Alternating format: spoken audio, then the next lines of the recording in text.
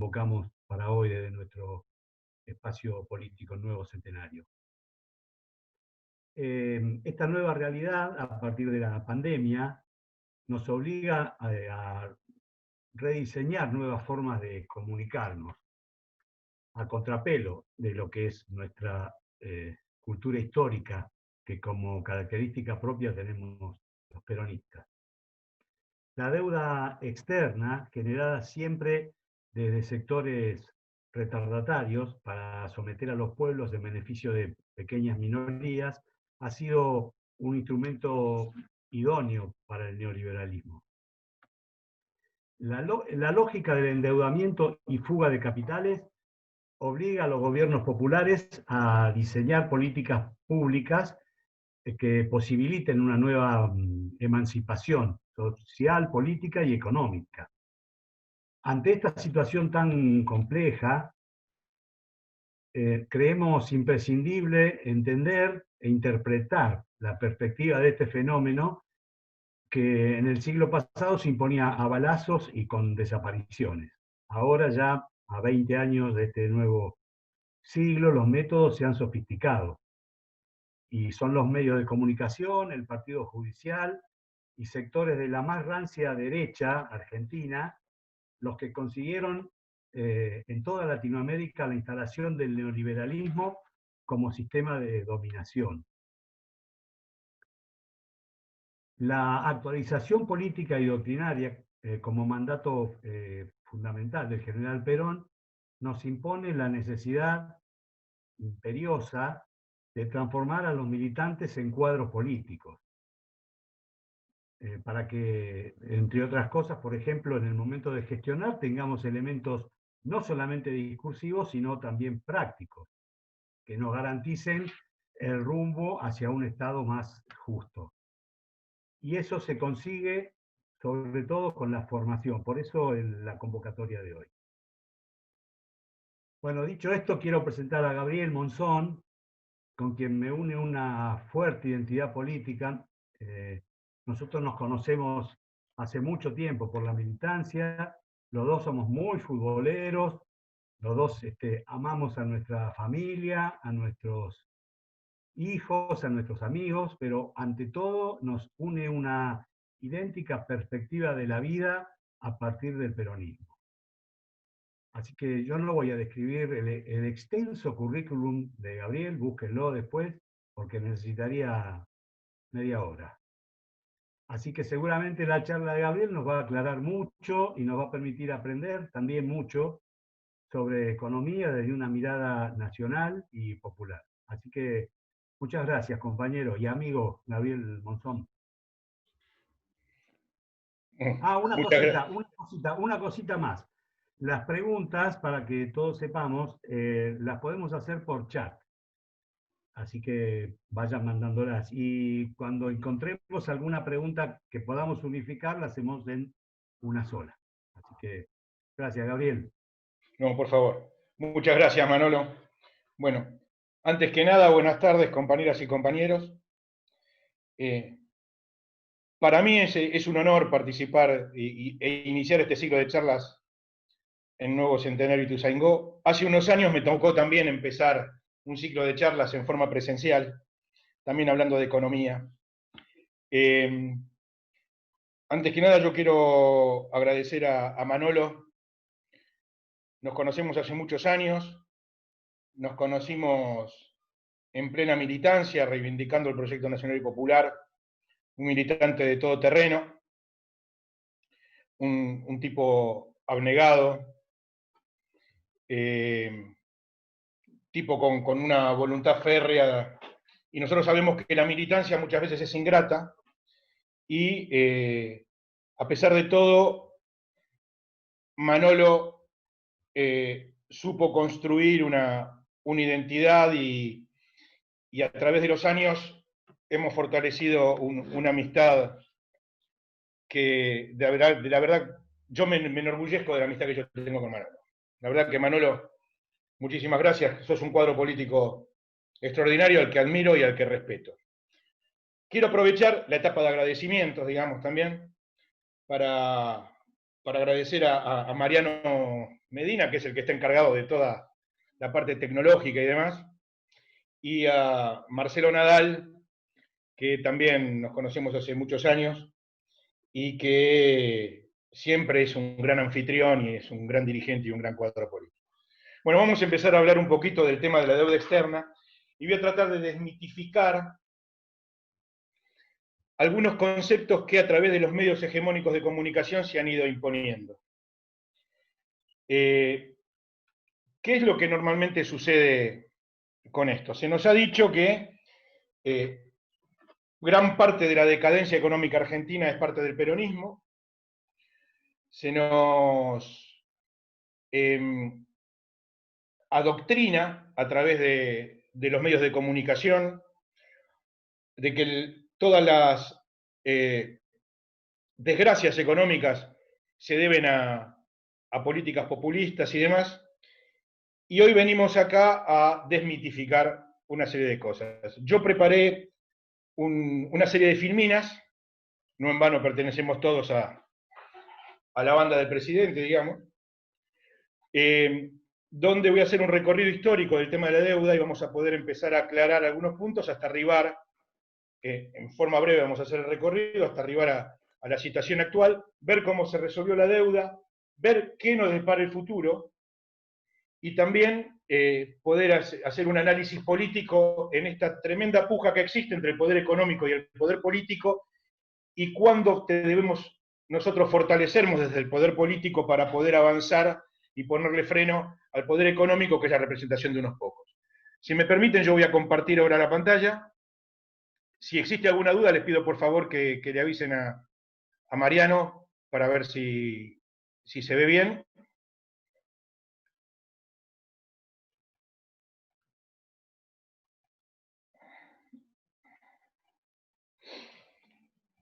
Bueno, vamos a tratar el tema del nuevo acuerdo de la deuda. La deuda externa argentina es de viejísima data y siempre estuvo atada a las oligarquías más rancias y nativas y a terratenientes que tuvieron los beneficios por parte de sectores imperiales. Y cipayos y oligarcas hubo siempre, y el primero que nos endeuda en este tema fue Bernardino Rivadavia en 1824. Bernardino Rivadavia, en el famoso empréstito de las Bernin Brothers, solicita 1.000.000 de libras esterlinas con una excusa, que fue construir el puerto de Buenos Aires, modernizarlo, fundar ciudades en la provincia de Buenos Aires y dar agua corriente a la ciudad de Buenos Aires. ¿Por qué decimos que fue una excusa? Porque nada de todo esto, o casualidad, se realizó. Absolutamente nada de todo esto. ¿Pero por qué no se realizó en aquel entonces?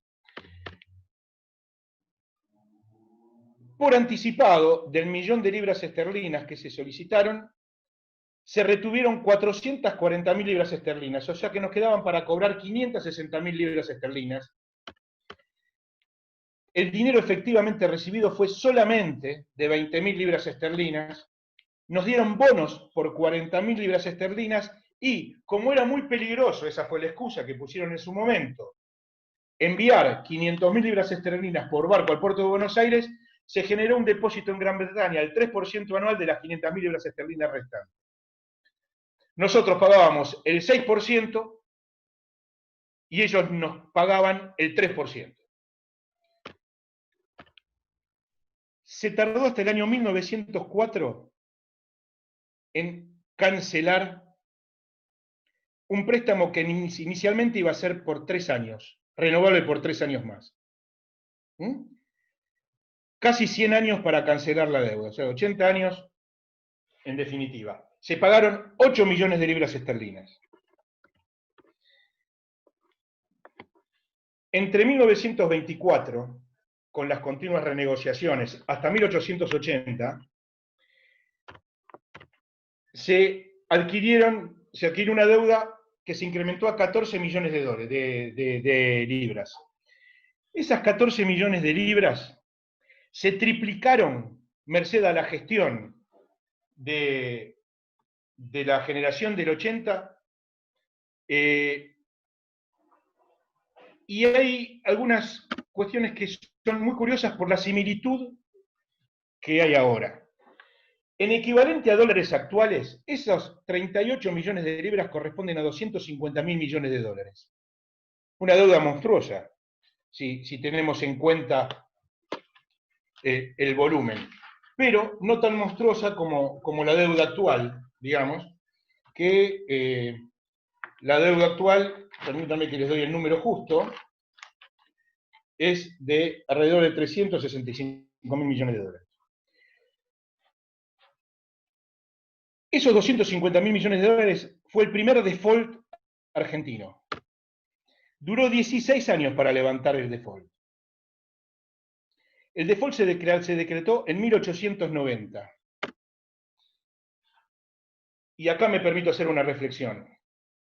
Y esta es la primera clase de economía que vamos a dar hoy, que podemos aplicarla actualmente.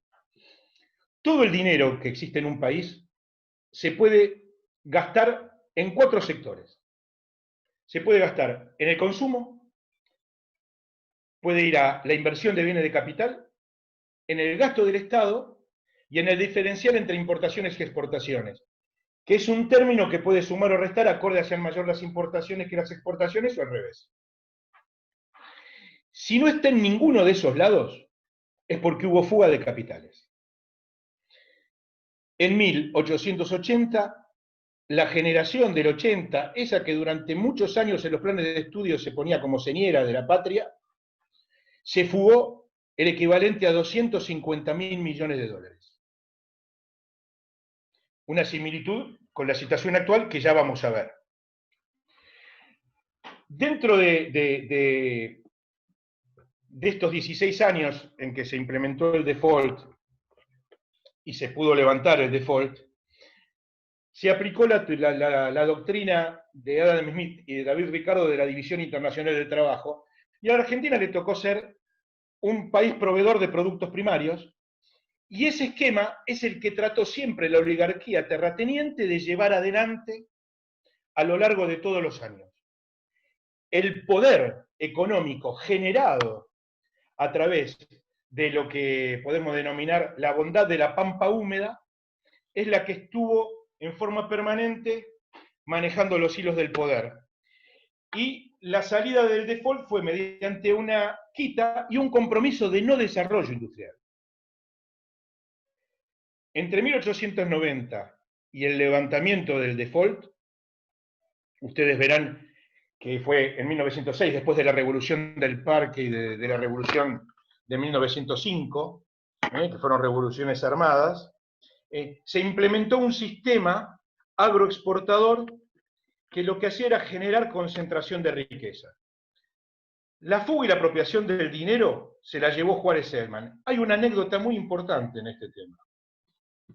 Cuando fueron a negociar el tema de la quita, estaban autorizados, y esto es historia, estaban autorizados a generar una retención o a poder generar una quita de hasta un 30%.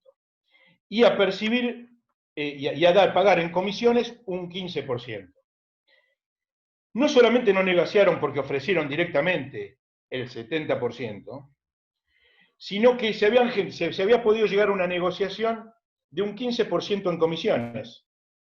Y los funcionarios de Juárez Selman dijeron, esos 15% se los depositamos a ustedes y el otro 15%, que es lo que tenemos autorizado, nos los depositan en la cuenta de cada uno. O sea que ahí ya había un caso de corrupción muy similar al que estamos viviendo ahora. El préstamo que se recibió en 1880 y la renegociación que se realizó a partir de 1890 y que se culminó en 1906, fue a través de refinanciaciones consecutivas muy similares a las que pasaron ahora. Se prestaron y se refinanciaron dineros sabiendo que el país estaba insolvente y que no existía ningún tipo de desarrollo. Alguna similitud con lo que está pasando ahora, que lo que pasó con el Fondo Monetario Internacional. Ahora bien, una cosa es negociar o generar deuda con acreedores privados y otra cosa es generar una deuda con un organismo multilateral de crédito que es reconocido en todo el mundo. El Fondo Monetario Internacional se funda en 1945, en diciembre de 1945. Se empezó a gestar en 1944, previendo la finalización de la Segunda Guerra Mundial. El impulsor del Fondo Monetario Internacional fue John Maynard Keynes. A veces se lo endiosa demasiado a Keynes. Keynes fue el salvador del capitalismo. Cuando se funda en 1945 el Fondo Monetario Internacional, Perón se niega a incorporar a la Argentina al Fondo Monetario Internacional. ¿Cuándo se incorpora la Argentina al Fondo Monetario Internacional? Con la Revolución Fusiladora. En 1955, la dictadura de Aramburu y Rojas entra en el Fondo Monetario Internacional. Y recibieron 57 millones de dólares en 1955 y dejaron 1.000 millones de dólares en 3 años. Vale la pena volver a preguntarse, ¿dónde está ese dinero? En la fuga. No se generaron obras de ningún tipo, al contrario, se desmantelaron las obras que había iniciado el peronismo a través de sus 2 planes quinquenales. Entonces nosotros podemos entender que la dictadura es el brazo armado de la oligarquía y que detrás de todo esto, como decía Manolo, ahora han adquirido una nueva forma. La derechización está a través del partido judicial, a través del poder económico concentrado y a través de tratar de doblegar los brazos de los sectores trabajadores y populares con una distribución del ingreso que se concentre en aquellos sectores que son los dueños del capital. Y esto que yo estoy planteando no es un tema para dejar de lado o para dejar de lado y olvidado. Detrás de cada tema de distribución del ingreso existe la puja de poder entre el poder económico y el poder político. Y acá me permito hacer una reflexión. Cuando se avanza en el tema de la desocupación o en el tema de una baja de los salarios, pasa el mando de los sectores populares a los sectores oligárquicos y concentrados. Ustedes saben que en economía, cuando hay una inflación, hay una curva, se llama la curva de Phillips, que es una curva clásica, que dicen que para poder enfriar la economía hay que generar desocupación. Esta receta liberal se aplicó muchas veces en Argentina, pero atrás lo que esconde es la concentración de la riqueza. Nada más ni nada menos que eso. Si vos, o sea, Perón era muy claro, cuando Perón hablaba del círculo virtuoso de la economía, decía que cuando hay pleno empleo los salarios suben. Cuando no hay pleno empleo, los salarios bajan.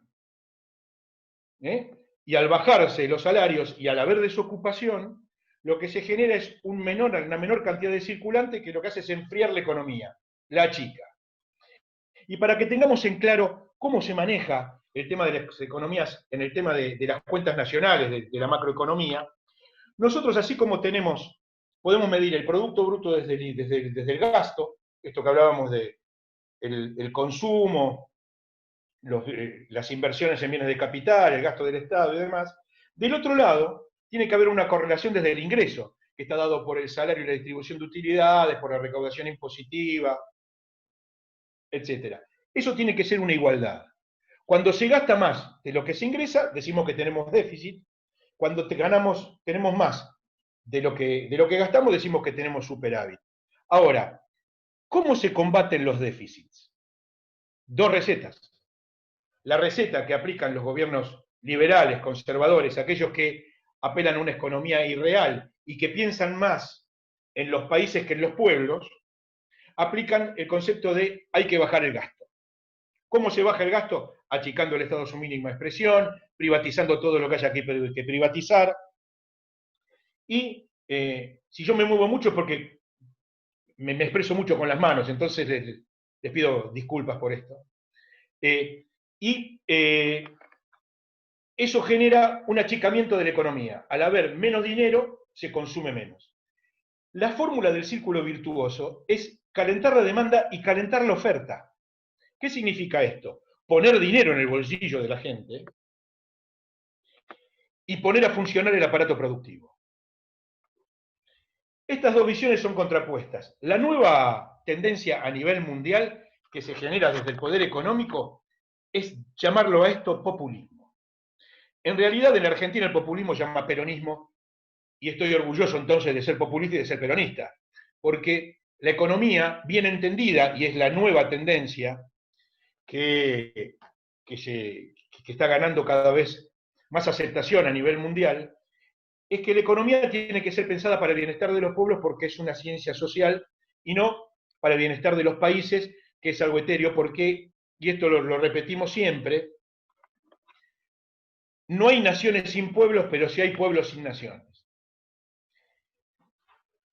Avanzando en este tema, vamos a hablar primero de la deuda con el FMI y cómo fue la evolución histórica. Este cuadrito lo publicó el bloque de diputados nuestro y habla desde 1958 hasta acá y cuál fue la relación con el fondo. Todos los presidentes se endeudaron con el fondo, menos dos. Néstor Kirchner, que se desendeudó, y Cristina Fernández de Kirchner, que no se endeudó. Todos los demás tuvieron una relación con el Fondo Monetario Internacional. Y todos los demás aceptaron las condiciones que ponía el Fondo Monetario Internacional. Ahora bien, ¿por qué es necesario pedir dinero?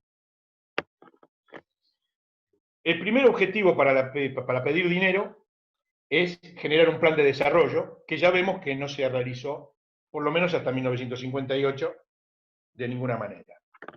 El segundo objetivo es para conseguir divisas frescas para pagar gastos corrientes.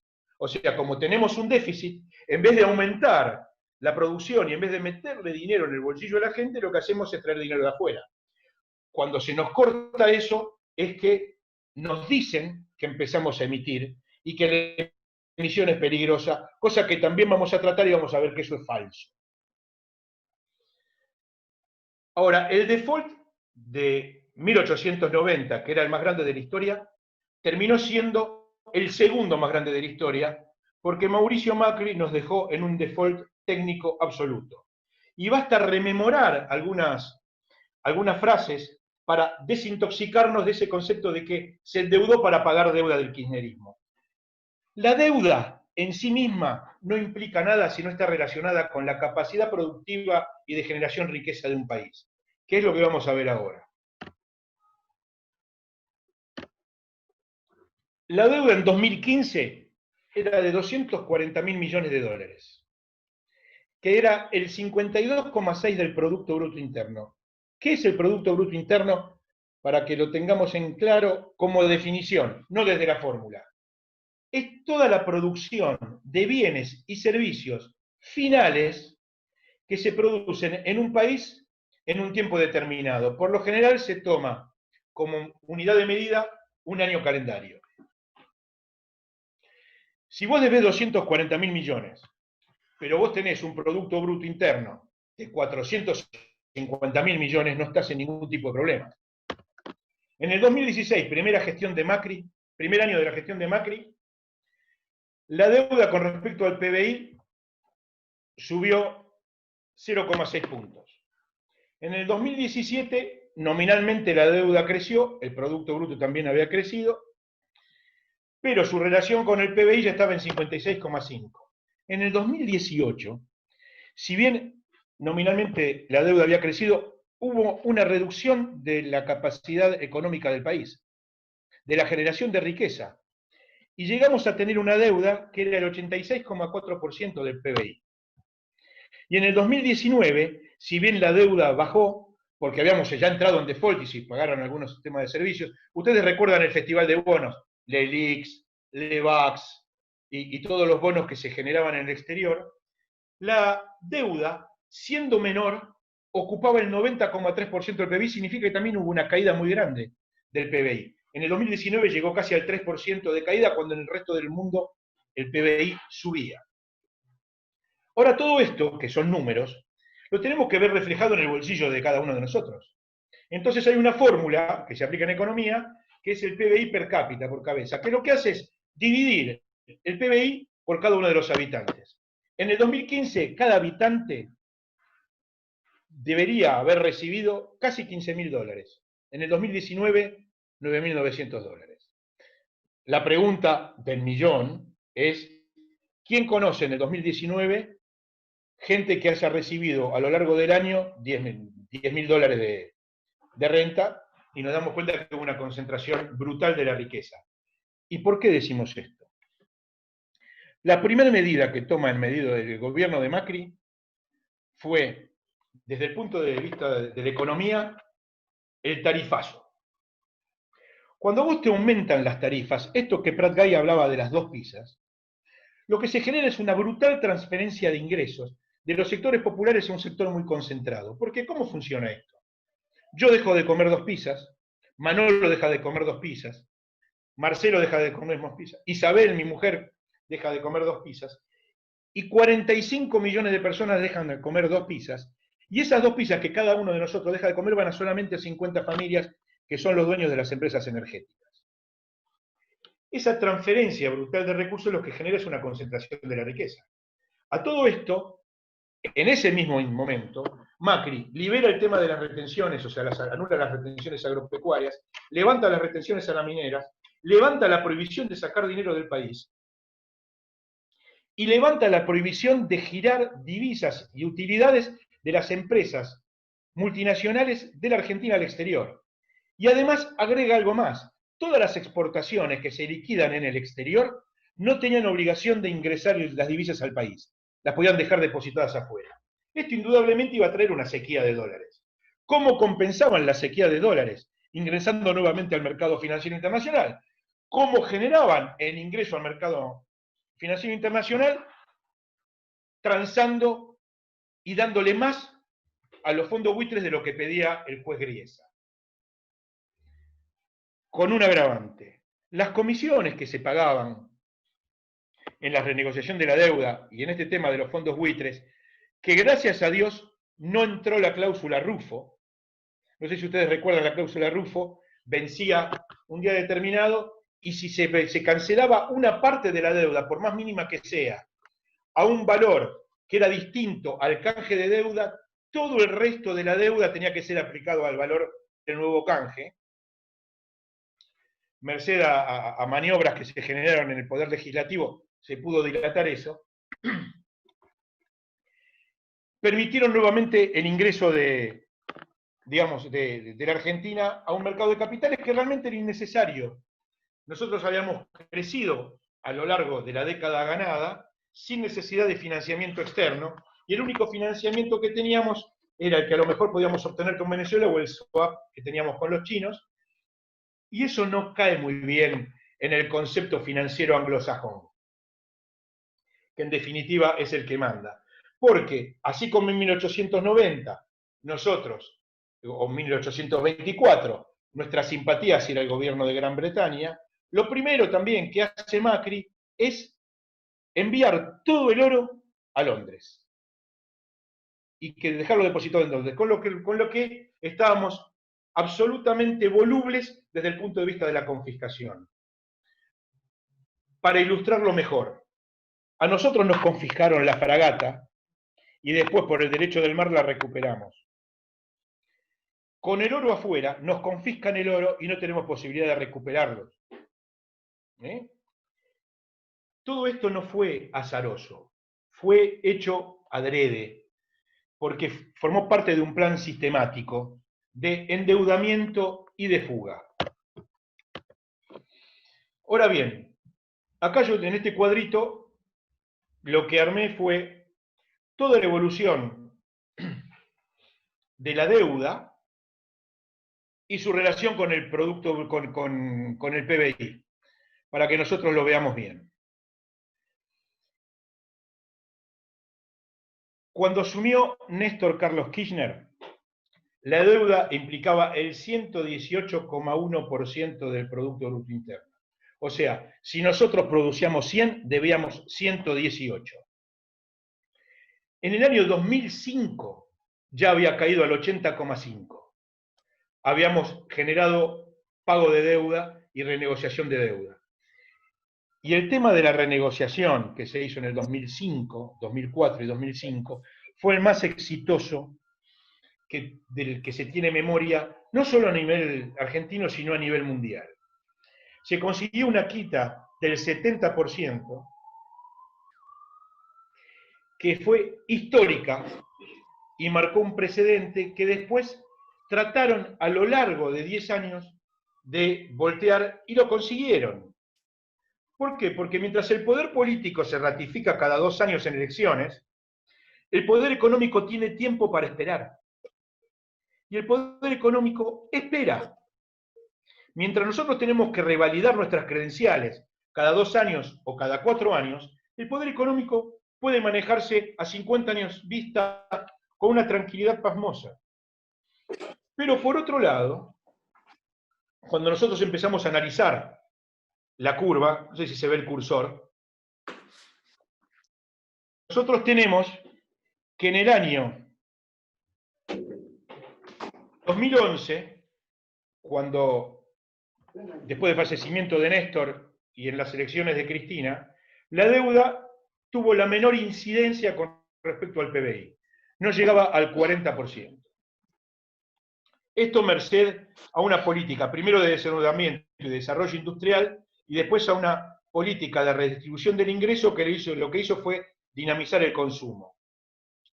Vuelvo al concepto este de la fórmula que habíamos hablado antes.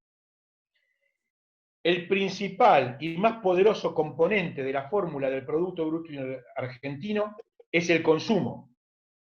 El consumo implica el 70% del movimiento económico de la Argentina.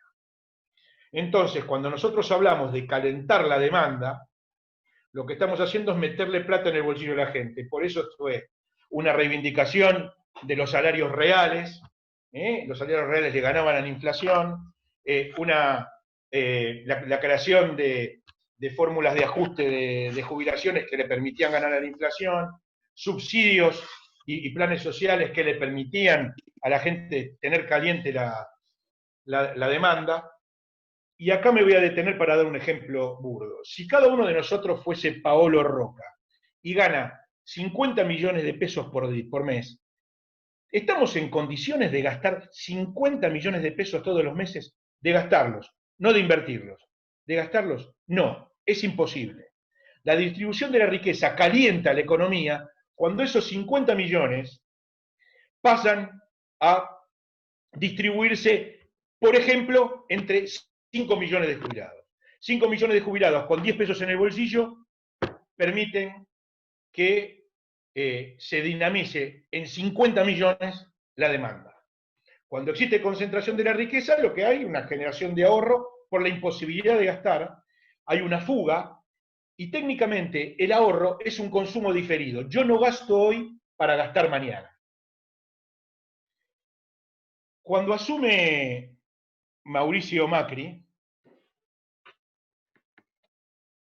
automáticamente la deuda empieza a crecer por este motivo que estábamos hablando antes, digamos, se necesitaba financiamiento externo, por la incapacidad que tenían para calentar, o por el plan adrede que tenían para evitar calentar la oferta.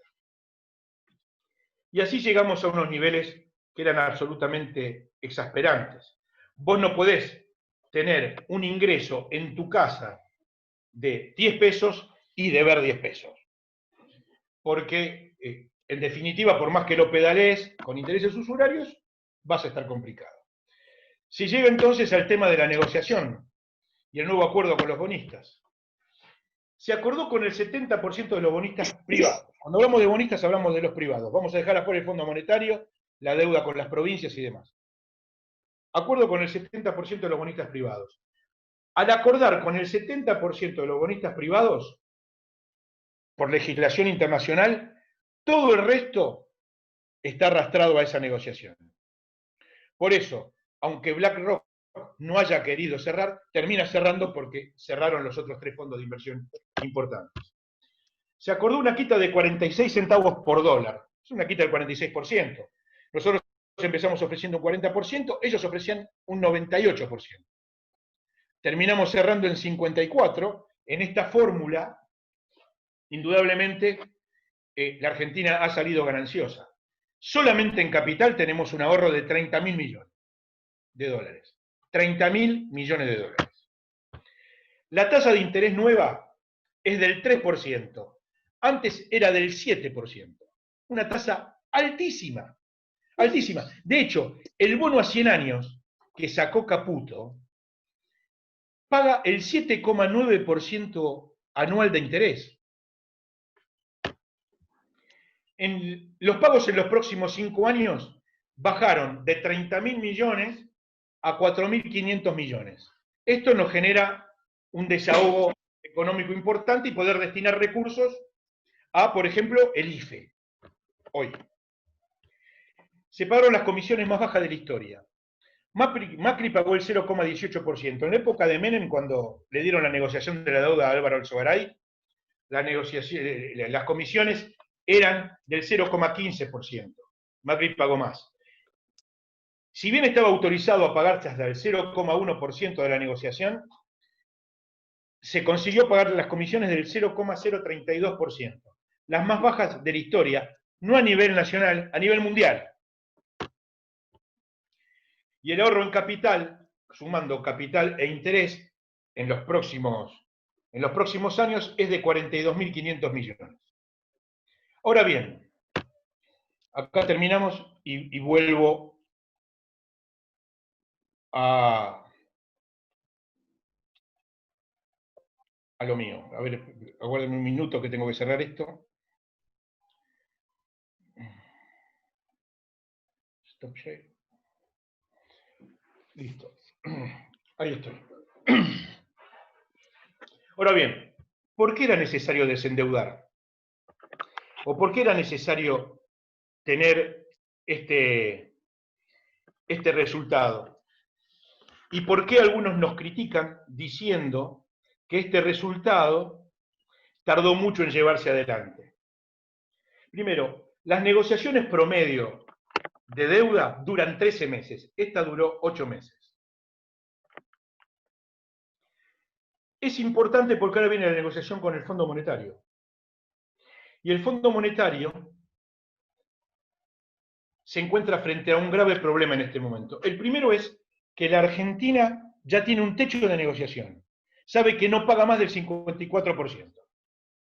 Vos te plantás frente al Fondo Monetario Internacional, que es un solo acreedor, no son una multitud de acreedores, como eran los bonistas privados, desde una posición de fuerza. Decís, mirá, hasta el 50%, arrancamos del 54%, no arranco más del 98%.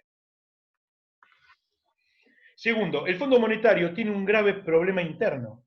Este problema interno que tiene el Fondo Monetario está dado en la irregularidad del crédito, muy similar a lo que pasó con el crédito de 1880 y su renegociación.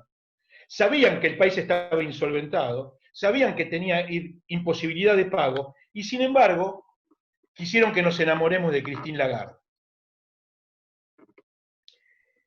A través de ese enamoramiento, nos picaron la billetera.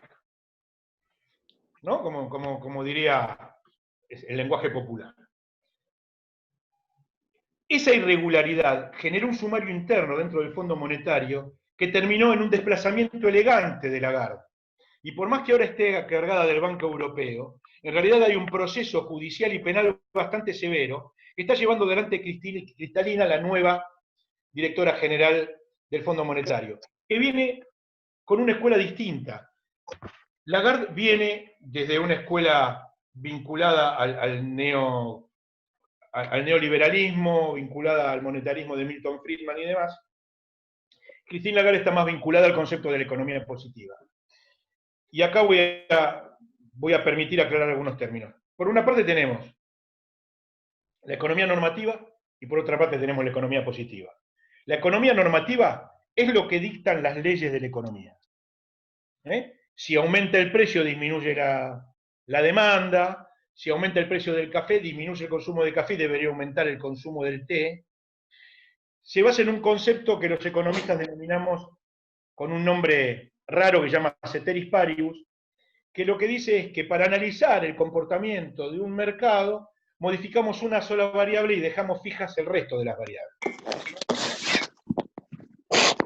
Dejando fijo el resto de los variables llegamos a conclusiones equivocadas porque la economía es una ciencia social y lo que hace es analizar infinita cantidad de variables. Y voy a dar un ejemplo claro. Cuando vos te subís a algún lugar y se enteran que sos economista, es como cuando sos psicólogo. Te dicen, che, ¿qué hago con la plata? Mi respuesta es, si yo supiese sería multimillonario, no trabajaría de esto. ¿No? A los psicólogos le dicen, ¿y vos qué pensás de esta situación que tengo? Bueno, con los economistas nos pasa lo mismo. En Argentina somos todos directores de fútbol y economistas. Entonces, nos encontramos frente a un dilema que es bastante serio y que el Fondo Monetario en esta situación tiene un proceso administrativo interno muy severo y nos encuentra a nosotros en una situación de fortaleza frente a una debilidad interna que ellos tienen, porque aparte violaron el estatuto fundacional, donde dice que no se le puede prestar dinero a un país donde hay fugas de capitales. Y no solamente violaron ese estatuto, sino que también ellos tienen límites para el préstamo. Y el 70% de los fondos, de los fondos que tienen para prestar el FMI se los dio la Argentina. O sea que en un solo país deudor tiene el 70% de sus acreencias. Con lo que está en un problema absolutamente serio. Eso a nosotros nos permite plantarnos en una posición de fuerza. Como dijo el ministro Guzmán ayer, ¿que va a ser ardua la negociación? Por supuesto que va a ser ardua. ¿Quién dijo que no? Ahora, cuando dicen, ¿por qué tardaron tanto? Y 8 meses, 30.000 millones de ahorro de capital, 42.000 millones de ahorro total, me parece que 8 meses salió barato. Si trato de pensarlo de una manera pragmática. Entonces, el Fondo Monetario ya tenemos un tope. Ahora también está el tema de las deudas provinciales. Las deudas provinciales que tienen con acreedores extranjeros. La misma situación. Las deudas provinciales se pueden plantar con un techo del 54%. Saben que por cada dólar emitido, ellos tienen un techo para empezar a negociar, techo de 54 centavos de dólar.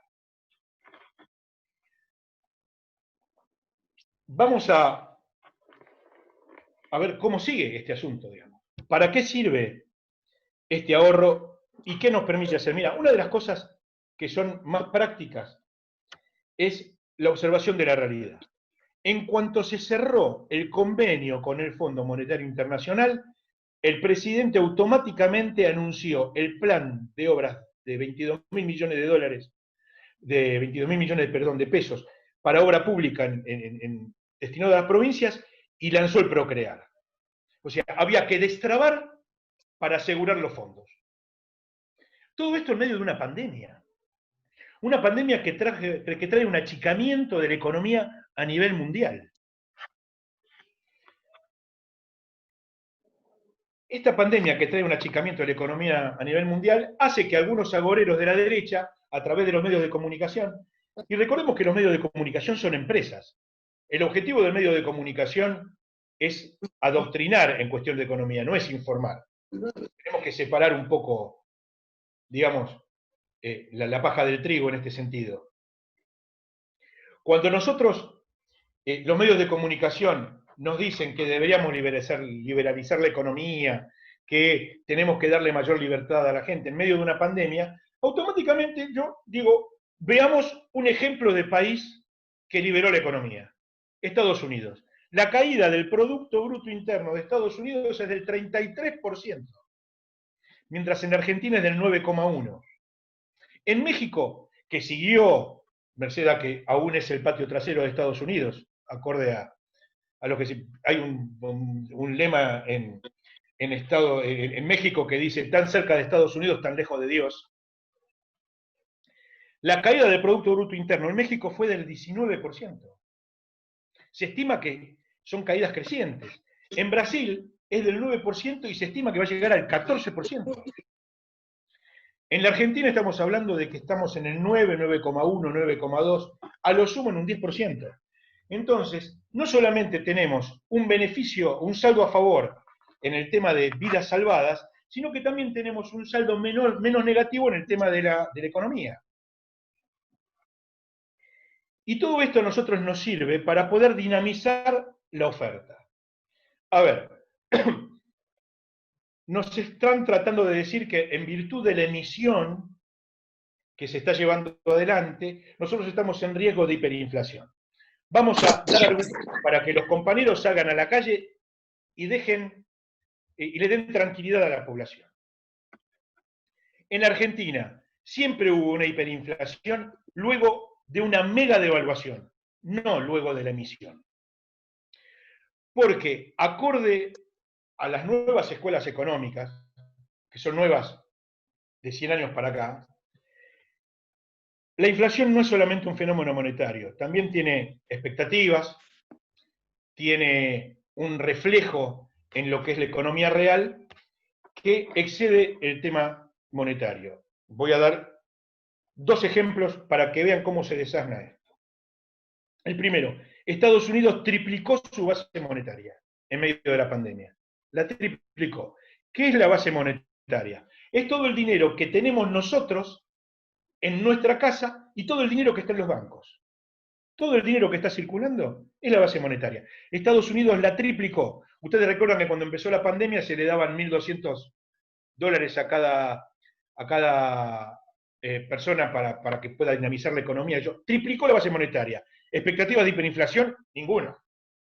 Alemania.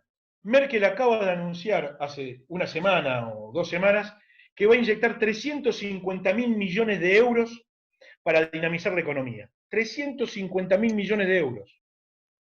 El 70 o 80% del PBI argentino lo está tirando al mercado. ¿Probabilidad de hiperinflación? Ninguna.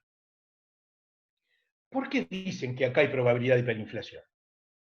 Porque indudablemente lo que están tratando de generar el terror. Los economistas liberales siguen pensando que cuanto más dinero hay, menos vale el dinero. Y en realidad, el dinero tiene una contraprestación que está del lado de la oferta. Y la otra pregunta que hay que hacerse, luego de un análisis que voy a hacer ahora, es ¿dónde está el dinero? A ver, se cortó lo que se denomina el flujo circular de la renta. Eso significa que si yo voy y compro en un negocio un sachet de leche, el comerciante me da el sachet de leche y yo le doy al comerciante 10 pesos. Con esos 10 pesos, el comerciante va y le paga al proveedor y se genera un flujo del dinero. Dicho de otra manera, el dinero que yo recibo me lo paga el empleador porque el empleador ganó dinero antes para dármelo a mí. Cuando se corta ese circuito, cuando se paraliza la economía y se tiene que mantener caliente la demanda, el Estado sale a emitir y el Estado te pone en el bolsillo a vos parte del dinero que te daban los particulares.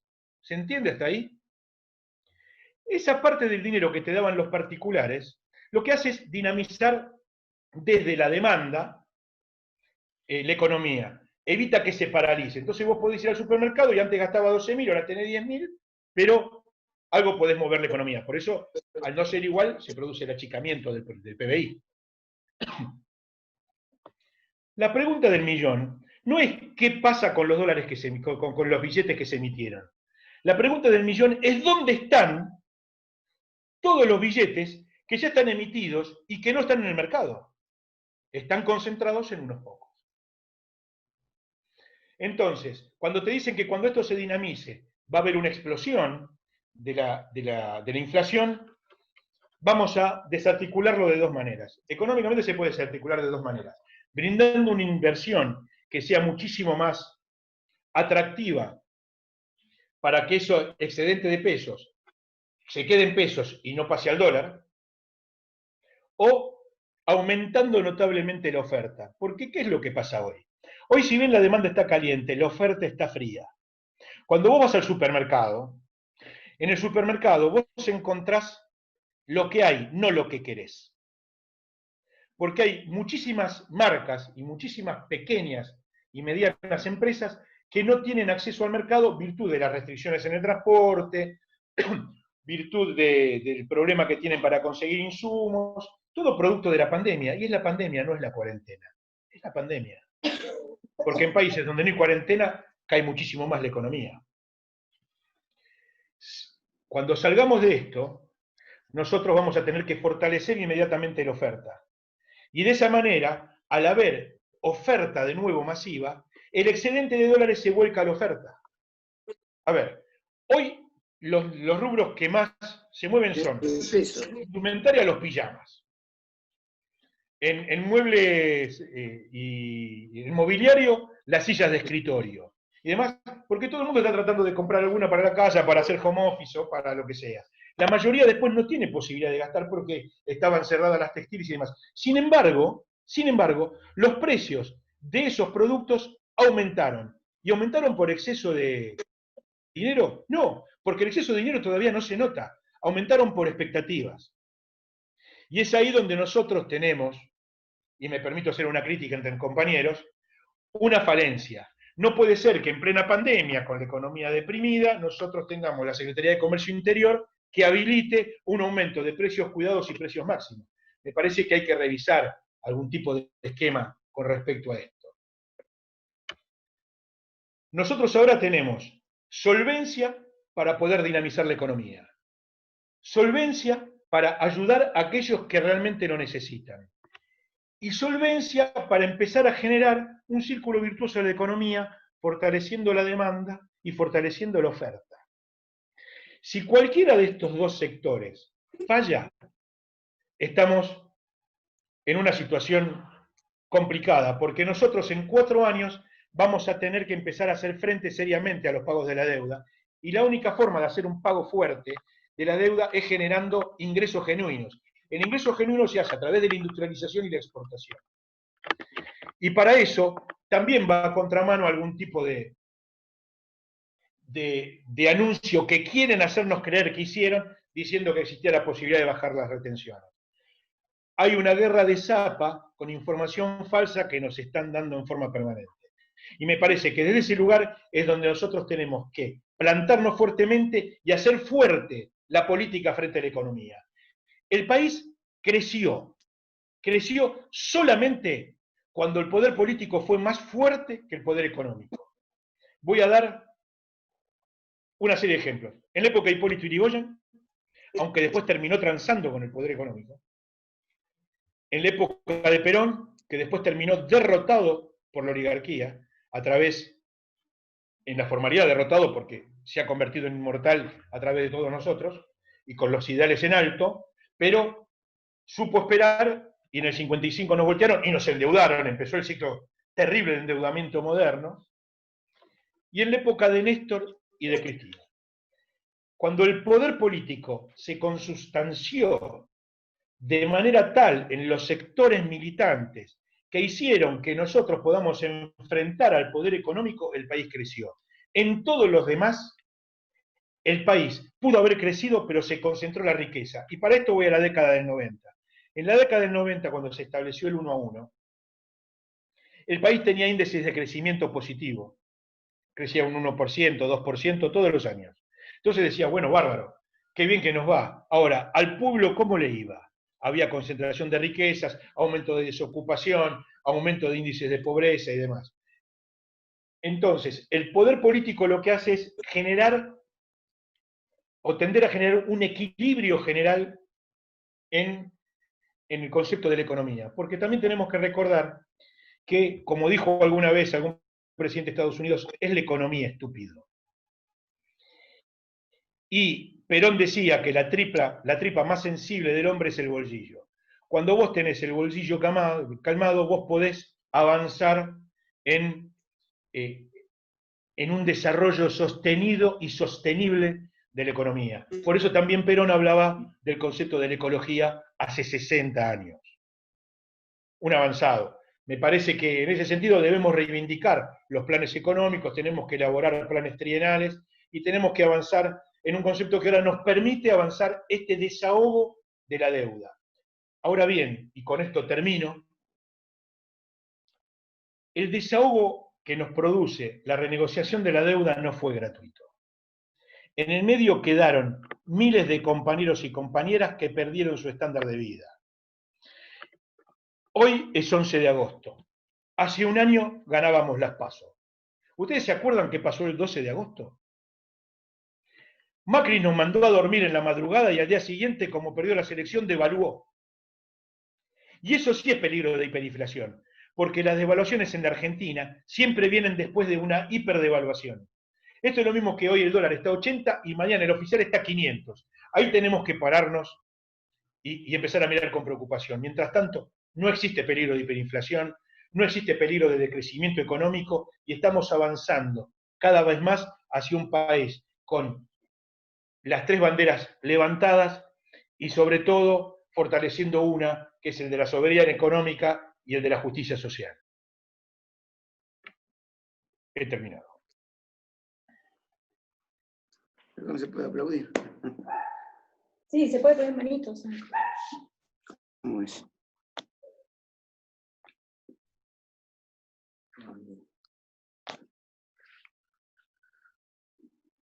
Bueno, Mariano, ¿tenemos preguntas? No, por el momento no tenemos preguntas. Bueno, yo voy a hacer una. Bueno. Gabriel, ¿cómo llegamos a los 323 millones de dólares de deuda? Nosotros tenemos la deuda con el fondo, lo que acordó con los bonistas, y hay una diferencia grande hasta llegar a esos 300.000 millones. La pregunta es, ¿cuáles son los otros conceptos? Estás en silencio, Gabriel. Gabriel, no estás conectado.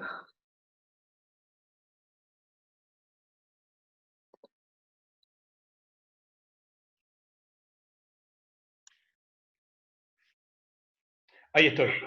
Estaba muteado desde central, digamos. La deuda se compone de la deuda nacional, de la deuda provincial, de la deuda con el Fondo Monetario Internacional y organismos multilaterales de crédito, y por un festival de bonos en pesos que fueron mantenidos en pesos y los dolarizados que se pudieron renegociar en esta deuda. Eso y las renegociaciones de las deudas a medida que se van acumulando generan los 300 y pico de mil millones de dólares de deuda. Por eso es importante que el 70% de los bonos en dólares que estaban en el mercado bajo jurisdicción de Nueva York hayan sido renegociados, porque eso es lo que nos permite a nosotros avanzar hacia el resto. A lo que a nosotros nos agobiaba era la renegociación actual, esta que se pudo llevar adelante, porque era la que vencía en estos 4 años. El resto tiene plazos más largos. Hay una larga lista de bonos. Muchos están en manos de argentinos y demás. Pero para recordar, estaban primero las LEBACs, después se cambiaron las LEBACs por las LELICs y pagaban un 80% de interés anual. 80% de interés anual. ¿Quién iba a invertir en la Argentina? ¿Qué lluvia de inversiones iba a venir a la Argentina si vos tenías una rentabilidad financiera de un 80% y ninguna actividad productiva te la daba, y sin riesgo?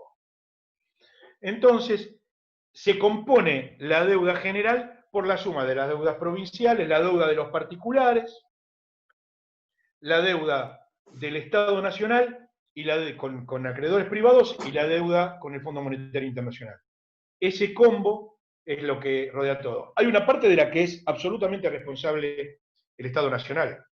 La deuda con los particulares es una deuda que en el año 1981 y 82 Cavallo la estatizó y fue cuando llevó la deuda de 8.000 millones de dólares a 52.000 millones de dólares, y eso hizo que Clarín, Vicentín, La Nación, Techín y demás dejen de ser deudores, porque la deuda se especificaba, se la pasaba en moneda nacional al Estado y el Estado se hacía cargo frente a los deudores internacionales. Esa deuda se mantiene en manos de los privados, la que está tomada ahora, pero en conjunto se llega a los 323.000 millones de dólares. Correcto. Bueno, si no va a preguntar nadie nada.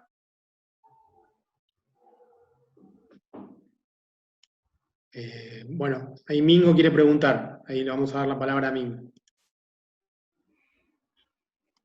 Hola, Gabriel. te quiero hacer una pregunta. Vos mencionaste algo del oro que Macri había mandado a Inglaterra. Quizá es muy primaria mi pregunta, pero ¿ese oro es patrimonio de la Argentina? ¿Ese oro tiene un valor conceptual en dólares? ¿Y cuál es la causa de que él pueda enviar ese oro a Londres y ahora esté en parte incautado por Inglaterra? ¿Qué tal, Domingo? Mira, ¿Qué tal? el tema es así. Las reservas que tiene un país se componen de efectivo, de bonos, de swaps, como el que tenemos con China, y de metálico. El tema del metálico, el tema del oro, hoy adquiere una relevancia importante porque merced a la pandemia, el oro y la plata son los bienes que más se están valorizando a nivel mundial. Parte de las reservas que tienen todos los países están en metálico. Son distintos tipos de inversión. ¿Por qué lo llevó Macri a Estados Unidos? Técnicamente no hay ninguna respuesta. Fue porque se lo llevó a Estados Unidos. No hay, digamos, no había ningún tipo de obligación de llevarlo. Acá estaban seguros. Pero esto no tiene ni más ni menos que reminiscencia de la Revolución Fusiladora, cuando se vaciaron los pasillos de oro del Banco Central, que habían dicho después que se lo gastó Perón. Mentira, se lo fugaron ellos y se lo mandaron a Inglaterra también. Entonces, el objetivo de por qué están afuera, realmente yo puedo suponerlo, creo que forma parte de la fuga. Creo que forma parte de un reaseguro que hizo Macri con el poder económico para permitirle todo este plan de vaciamiento de la Argentina. Que también sería bueno que nosotros, en vez de prestarnos a la discusión de por qué se negoció la deuda con algunos cipayos que están dando vueltas por ahí, podamos volcar la negociación hacia ver por qué se tomó la deuda y dónde está la deuda, ¿no? Pero el concepto de por qué está el oro en Inglaterra realmente creo que fue una decisión política de ellos, merced a algún compromiso que realmente yo no lo conozco, no lo puedo decir.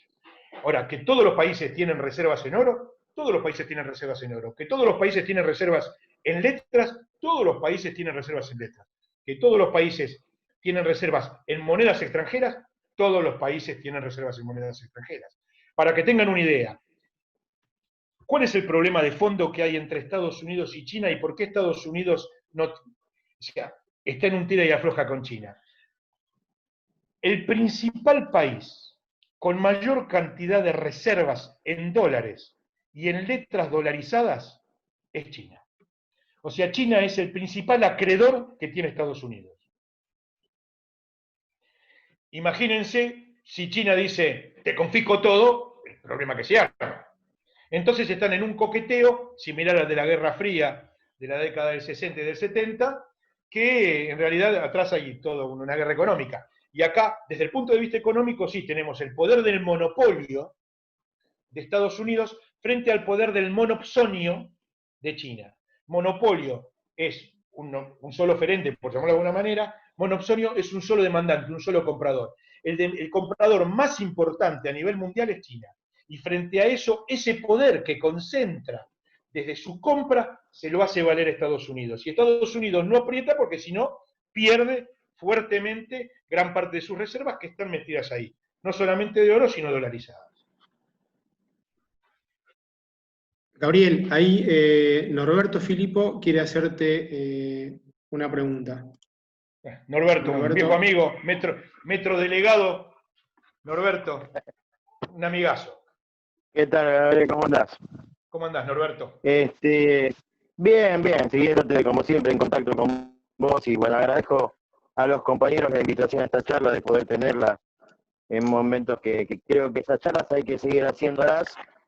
Pero más allá del análisis económico, el cual nosotros veníamos diciéndolo hace mucho tiempo, qué era lo que se iba a venir, y cuando estuvimos en la calle teníamos que hablar con los compañeros. Digo, tu punto de vista político para seguir adelante después de esto, que es un buen inicio, que sí, que queda tiempo. ¿Cuál es tu caracterización? Porque estuvimos hablando, bueno, vos mencionabas cómo la derecha ha cambiado, ¿no? Con el Poder Judicial, con los golpes blandos, con los monopolios. Bueno, yo, vos sabés que desde el periodismo siempre trabajo en la comunicación, junto a otros compañeros, y creo que es algo que también tenemos que empezar a trabajar mucho, el tema de la comunicación. Creo que para capacitar a los compañeros que no se dejen llevar de las narices de tantas operaciones y operetas que estamos viendo en todos los medios. Entonces digo, políticamente, ¿qué se sigue para vos? ¿Cómo se sigue? Es una pregunta medio compleja, ¿no? Como para responderla, porque aparte recién estamos ubicándonos en un nuevo contexto. Mira, desde mi condición de un peronista que es economista, y no de un economista peronista, yo creo que la redistribución de la riqueza es lo que genera un empoderamiento de las clases populares porque se sienten fortalecidas y no humilladas por el poder económico. Eso por un lado. Por el otro lado, creo que tenemos que ir hacia una industrialización seria del país. Nosotros tenemos que exportar bienes con valor agregado. Porque si no, vamos a caer en lo que la generación del 80 quiso, en convertirnos solamente en un país agroexportador. Y te voy a dar una serie de datos. La Argentina es el principal productor de girasol. Es uno de los principales productores de aceite. Aceite tiene valor agregado. Y sin embargo, está todo el mundo volcado al tema de la soja. Y solamente el 5% de la producción de soja se vuelca en el país. Y dentro de ese 5%, hay una gran parte que va a la elaboración de biocombustibles. Y Argentina, solamente con ese 5%, es uno de los mayores productores de biocombustibles a nivel mundial. Entonces creo que tenemos que ir hacia un mix donde tenemos que ponerle valor agregado a la industria agropecuaria. Tampoco vamos a ser tan necios, no podemos tirar el campo por la ventana. Pero tenemos que reindustrializar el país, tenemos que ir hacia una política de sustitución de importaciones. ¿Y por qué digo esto? Los que me conocen de otros ámbitos saben que yo soy un tipo que está volcado al proteccionismo económico. Estoy convencido de que el proteccionismo económico es el camino para la salida y el crecimiento de las naciones. Es una postura personal mía. Los países centrales, sobre todo los anglosajones y los galeses, dentro de los galeses incluyo a Francia, pregonan el liberalismo económico y son los más proteccionistas del mundo. Nosotros tenemos que ir hacia el tema del proteccionismo. Protegiendo lo nuestro, vamos a poder generar lo que realmente necesitamos nosotros para poder exportar. Miren, Adam Smith, el padre del liberalismo, aquellos que caprichosamente el poder económico definió como el padre de la economía moderna, cuando economía se hace desde las épocas tribales,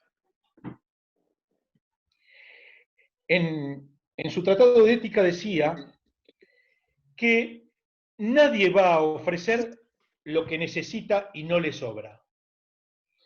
O sea que el padre del liberalismo reivindicaba el proteccionismo económico.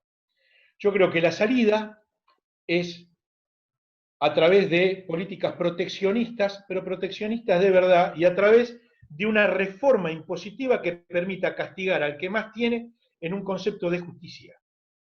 ¿Qué significa esto? El concepto de justicia es dar a cada uno lo que se merece.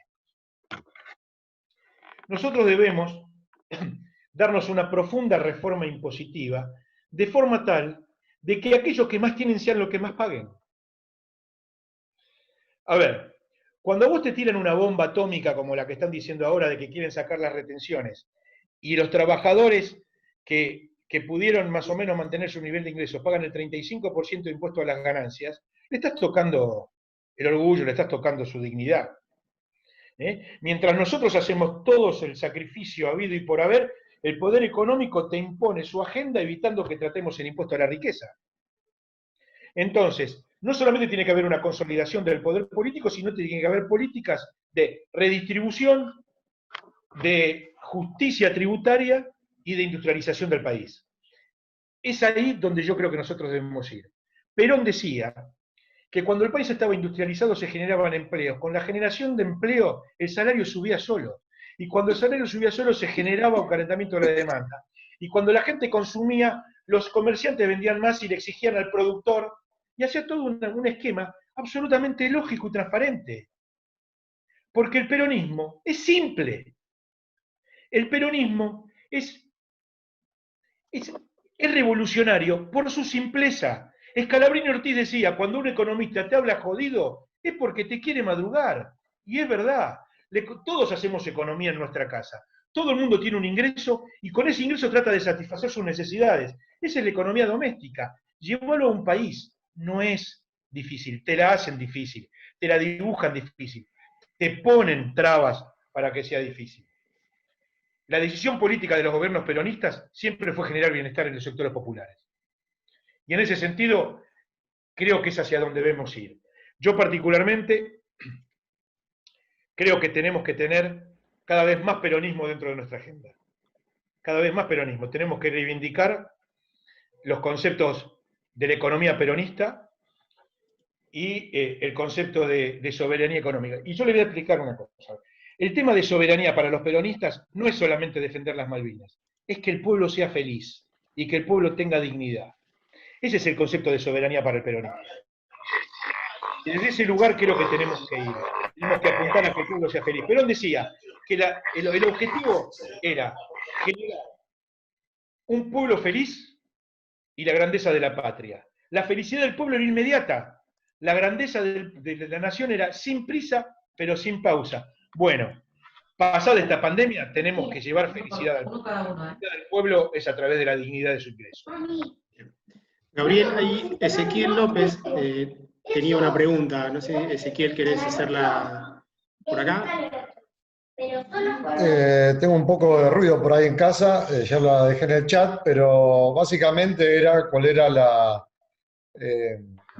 punto de vista que tenía acerca de la brecha que existe entre el dólar oficial y el dólar ilegal, digamos, el blue. Entonces, ¿cuáles son las consecuencias que puede llegar a haber hacia un futuro, una vez ya renegociada esta deuda? ¿Qué nos puede llegar a deparar eso?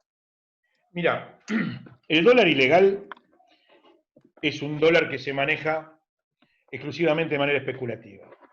Lo voy a explicar de otra manera. Existe la posibilidad de comprar $200 para cada uno de los habitantes de la nación por mes en blanco, en el dólar oficial. A lo sumo, pero con toda la furia, en el país puede haber 1.200.000 personas que puedan comprar esos $200 por mes en el mercado legal. Por su capacidad adquisitiva, digamos, ¿no? Supongamos que sean 2 millones. 2 millones a $200, estamos hablando de $400 millones, ¿dice bien la cuenta? 400 millones de dólares no le mueve el amperímetro al billete ni por casualidad. Ahora bien, el dólar ilegal, dólar especulativo, siempre... acá me dice Patricia que ya no son mensuales. Ahora me vas a explicar, Patricia, por qué ya no son mensuales. Para mí es una novedad. Hay una movida especulativa grande con el tema del dólar blue que se empezó a derrumbar una vez cerrado el acuerdo con la deuda. Ustedes van a ver que de ahora en adelante el dólar va a ir cayendo. Pero también hay una consecuencia lógica. Siempre que vos pones un tope a algo, se genera algo paralelo. Y lo paralelo es un poco más oneroso. Siempre. La brecha tendría que empezar a acercarse. No se va a equiparar, pero tendría que tender a acercarse, porque eliminado la incertidumbre especulativa, el dólar blue empezó a ceder. Tenemos otras consecuencias, tenemos otros dólares, tenemos el dólar contado con liqui, tenemos el dólar MEP, que es el dólar bolsa. Esos dólares vos no los podés clausurar de forma definitiva, porque sobre todo el dólar bolsa es el reflejo de la cotización de las empresas argentinas en los mercados internacionales. Lo que sí vos podés hacer es poner un fuerte control en el tema de la compra. Creo que a lo mejor lo que capaz que no... Acá me dice Patricia que son $200 bimestrales. La verdad que no lo sabía. La verdad que no lo sabía. Sigo pensando, pensaba que eran mensuales. Yo sé que se puso una restricción a la compra de los dólares, de los $200 mensuales, si vos comprabas o tenías alguna operación 6 meses antes o 6 meses posteriores en alguno de los otros $2, en el contado con liqui o en el MEP. Pero el tema del dólar paralelo no es el que marca la agenda hoy. Lo que hoy está marcando la agenda es el mercado interno. El dólar paralelo se maneja dentro de lo que nosotros podemos denominar el mercado financiero, y la economía trasciende por mucho el tema del mercado financiero, si bien los medios manejan un discurso cuando te hablan de los mercados, pensando que los mercados es solamente lo financiero. Y ahí hay también un negocio, un discurso de dominación. Los mercados es lo que conforma la demanda agregada, algo que Cristina siempre mencionaba. La demanda agregada es la suma de todos los productos y de toda la producción que se genera. El mercado del café, el mercado del té, el mercado de la carne, el mercado de los zapatos, el mercado de las chinelas, el mercado de los pijamas. Esa suma es el mercado. Y después tenés los mercados locales. La demanda agregada es el mercado. No solamente es lo financiero, pero cuando vos lo escuchás a Laje, lo escuchás a Macelo y demás, ellos te plantean que los mercados son solamente los mercados financieros y no es así. Voy a averiguar lo de los $200 bimestrales, me comprometo, y se lo voy a comunicar a los organizadores. La verdad que me sorprende esta noticia. Bueno, Gabriel, ahí ves el chat vos que están haciendo preguntas. No sé si querés responder. Sí, vamos a responder dos. Una que hizo Silvia Castillo, que dice que yo en 1890 dije que para salir de Fox se le pidió a la Argentina parar su desarrollo, y crees que ahora se nos pidió algo en especial. En esta negociación, no. Sí se nos pidió parar el desarrollo cuando se nos prestó la plata, no en esta renegociación. Una de las cosas que siempre me llamó la atención acerca de esta renegociación de deuda fue los aplausos de los miembros del gobierno anterior felicitando esta renegociación de deuda. Creo que nos pidieron que no nos desarrollemos cuando nos prestaron la plata, que volvamos al tema, al sistema agroexportador o de exportación de commodities y nada más. Pero también creo que aquellos que festejaron, Caputo entre otros, la negociación de la deuda es porque dentro de sus expectativas sabían que iba a haber una renegociación con Quita, y así todos hicieron un negocio excelente. Eso por un lado. Entonces creo que ahora no se nos pidió algo en especial. El Fondo Monetario va a tratar de imponer algún tipo de condiciones y está debilitado para solicitarlas. Esto es importante saberlo. Creo que no va a haber una transición. Sí, seguramente nos vamos a someter a auditorías y demás, pero no vamos a transar en el tema de el ajuste previsional y demás, que es lo que pregona el Banco Mundial, el Banco Interamericano de Desarrollo y el Fondo Monetario Internacional, elevar la edad jubilatoria y demás. Si hacemos esto, y bueno, tendremos algún tipo de decepción. Y por otro lado, Héctor pregunta qué importancia tiene obligar a las cerealeras a liquidar acá y por qué no se puede avanzar. Es importante que los cereales liquiden acá porque tienen que ingresar los dólares a la Argentina.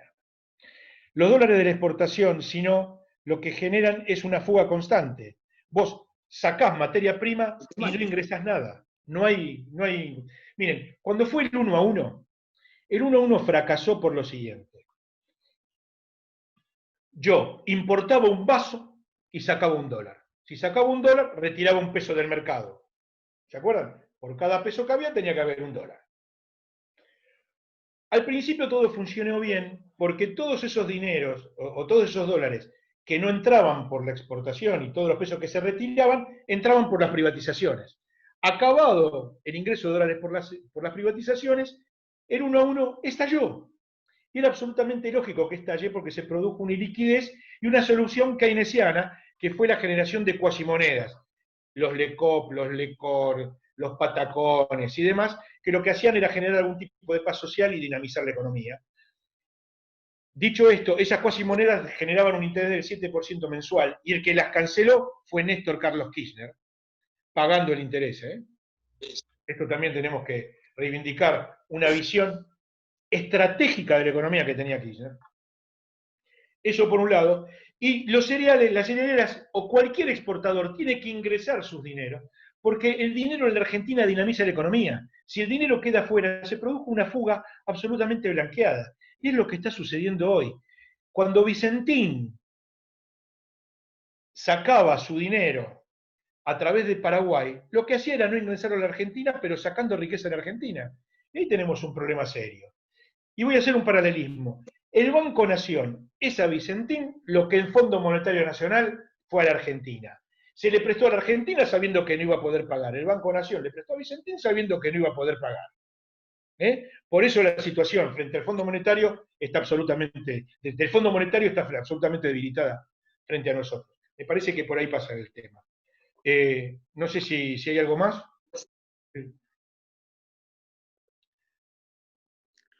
Bueno, Gabriel, agradecerte a vos por dedicarnos este rato, por compartir tu conocimiento y tu formación como militante peronista y como profesional en economía. Creo que ha sido todo bastante claro y fácil de interpretar por quienes no están tan metidos en la metida económica. Agradecerle a cada uno de los compañeros que se conectaron a esta sala y que pudimos compartir un momento militante. Yo creo, Gabriel, que el compañero de Metrodelegado dijo que hay que decirle a la gente, y hoy estamos limitados por la pandemia, y seguramente el método tradicional del peronismo, del cuerpo a cuerpo, del estar presente, esta pandemia nos debilita muchísimo y nos obliga a tomar contacto a través de estas nuevas formas. Nos hubiese gustado mucho volver a invitarte en la casona de Sufriategui y tener la misma charla o el mismo tipo de charla que tuvimos en otra oportunidad.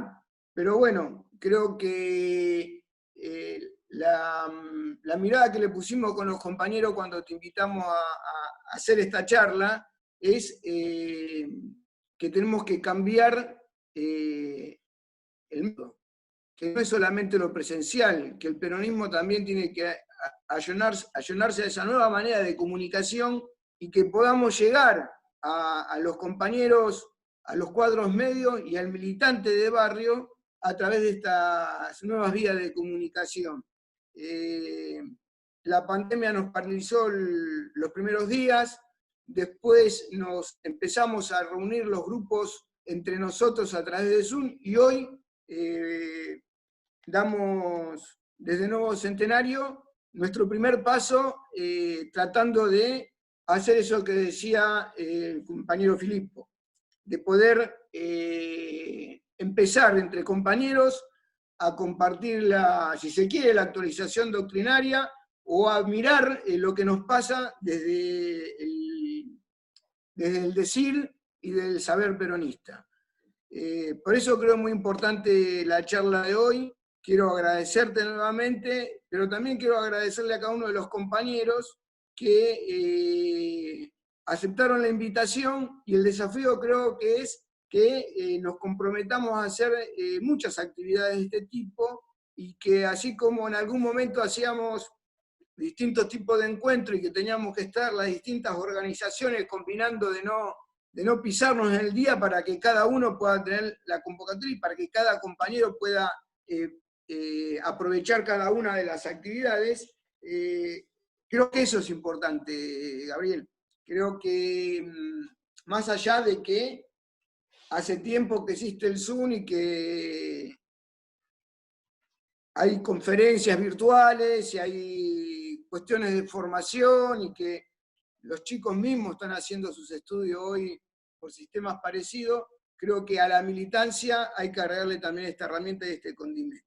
Creo que eso es lo gratificante del día de hoy, de poder decir que empezamos una nueva manera de comunicación y una nueva manera de reunirnos, porque nos podrán vapulear, pero no nos pudieron ni el 55, ni el 76, y no nos van a poder nunca. Ni la pandemia, ni la oligarquía, ni nadie.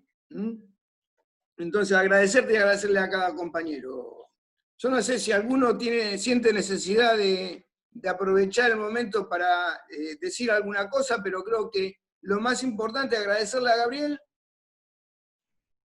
contentarnos todos por esta nueva herramienta, y bueno, seguiremos intentando pensar en nuevas actividades parecidas y invitar al conjunto de los compañeros, y ojalá que cada día podamos ser más y que, como decía recién, que tengamos que charlar entre los grupos para no pisarnos haciendo actividades similares en el mismo día y en la misma hora. Muchas gracias, Gabriel, y muchas gracias a todos. Muchas gracias a todos ustedes, Marcelo, Manolo, Mariano. Hace unos años a mí me tocó iniciar las conferencias del ciclo que hicieron. Esta vuelta también me toca iniciar, esperemos que sea con el mismo éxito que cada una de sus actividades ustedes llevan adelante. El compromiso del peronismo está en la calle y con la gente.